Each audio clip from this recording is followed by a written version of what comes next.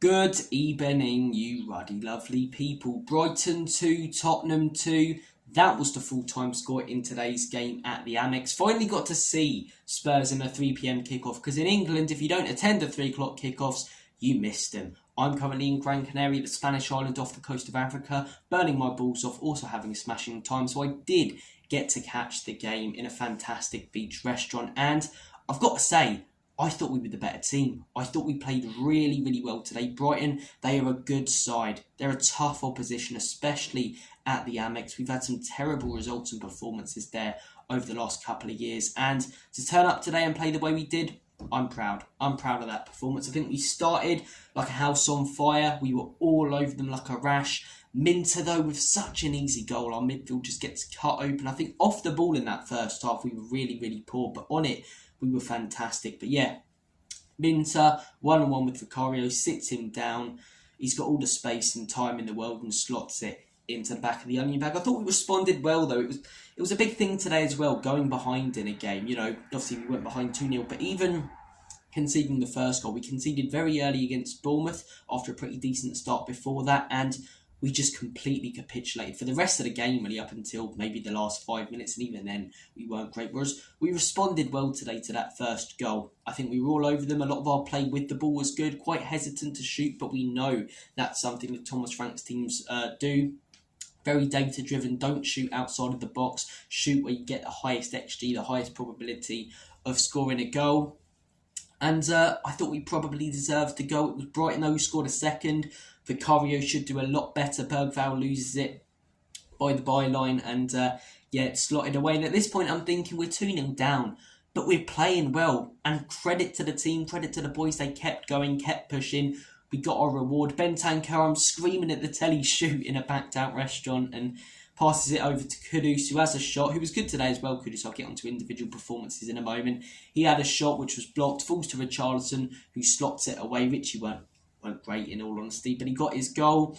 Second half, complete domination. First half, I'd say we were probably the better team than Brighton, but not by a country mile. Second half, it was night and day, man, between the two teams. It really was. We looked organised, dangerous, hard to break down. You know, we were getting numbers forward. We were doing everything right, really. But for a lot of that second half, it didn't feel like we were going to get a goal until Xavi Simons came on. Xavi Simons, man, what a player. I've been saying for weeks, play him in the 10, play him in the 10. I get well he's played him on the left, but he's a number 10. He's an attacking midfielder. As soon as he comes on the pitch, having shots from outside the box, playing passes through to Richarlison, and the goal comes from him spraying it wide to Mohamed Kudus, who was dangerous again today, whips in a cross.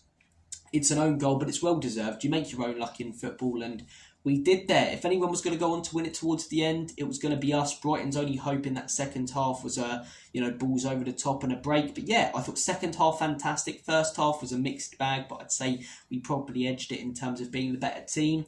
And I'm happy with that, man. I'm happy with that. I think you've got to look at this season compared to last, the organisation, the difference in games. And we went to the Amex last season, 2-0 up at half-time, fell apart in the second half. We went to, actually we didn't go to Brighton. I went to the Brighton game on the last game of the season. I know we just won the Europa League and the whole squad were hungover, but lost 4-1. Season before, lost 4-2 at Brighton. It probably should have been 5 or 6 in that game. So to go there today and not just get a point, but dominate, I think it's a good result. It's a good result and a good performance, and I take it all day long, man. It's these type of results and performances when we concede goals and we go up against decent opposition away that make me think we can get into European places this season. And compared to 17th, that'd be a good season. Great performances. Destiny Udogie, fantastic today. Maybe could have been tracking Minter for the first goal, but then to be fair, Minter's inside and it's probably more down to the centre halves. I thought Udogie, though, was fantastic. Going forward, he linked up really well with Odegaard in that first half. Second half,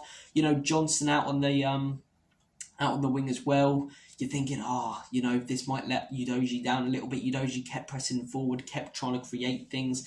playing passes forward, defensively as well, sprinting, back to get that ball. He was excellent today. And I love the fact we've got two players now in Spence and Udogie. We're really going to fight for that left-back position. And whichever one starts, I'm happy with. I think both are fantastic players. Maybe if Udogie's so good, Porro then has to fight for his space. And, Spence can come in there. So we've got some very, very good options now. 3 options, but I think that's all you really need unless you have a complete injury crisis when it comes to fullbacks. Mohamed Kudus failed a lot of take-ons today, but I'd much rather that than someone like a Johnson who, doesn't even attempt to take on his man. And when he did beat his man, it felt like something was going to happen every time. And it did. Both goals, the first one comes from a Kudus shot, the second one comes from a Kudus cross. He's involved in everything so far this season. And West Ham fans saying before that 50 million, that's a great price for us. It's a steal for Tottenham, man. I'm glad that we've got him. Look at them without him. They're far, far worse. Should have been more grateful for what a fantastic player he is. And maybe he would have stayed there. But I think he was great. And the main man today, Xavi Simons. Even as a substitute, he's probably my man of the match. Just came on, made the difference. We're trying to play against a bit of a lower block in that second half. He needed the guy to unlock it. The guy in the number 10 who's going to spot them runs forward from the wingers and the striker. And Simons was doing that, had a couple of good shots. I just thought he looked fantastic, man. We've got a hell of a player there with Simons. What a player he is. What a player. Poor performances. Romero and Van de Ven were solid. I should have mentioned them before I said poor performances because they weren't bad at all. I think bad. Richie weren't fantastic. Johnson weren't great. I think Odobert in the second half was pretty poor. Paulinho didn't do loads. Bentancur, first half poor. What we saw of him in the second, very good. Bergvall was good as well, to be honest. He was decent when he was playing in the more of a 10 role, but I thought he was far better in the number 8. He had that moment where he made like 2 tackles back to back that were fantastic. But yeah, good result, good performance. Xavi Simons in the 10, we've got to see him there more often. Doncaster in the week, some winnable games coming up. I say, winnable games. Every game's tough in the league. I'm looking at that Leeds game and that Wolves game in the next few weeks and going, should be 6 points there, but Leeds beat Wolves 3-1 today, and Wolves are going to be well up for that, trying to, get a win. Maybe they have a new manager bounce if Vitor Pereira goes, and then Leeds, that ain't going to be an easy game, especially at Bell End Road. So, I don't know why I just said that. I quite like Leeds, in all honesty. But, guys, I'm going to make like a banana and split. Take care of yourselves. All the best. Don't expect any more content over the next few days. Going to enjoy the last few days of my holiday. Then I'll come back on Tuesday. So, I'd say content daily or every other day continues from Wednesday going forward. Take care of yourselves, guys. And as always and forever, come on, you Spurs.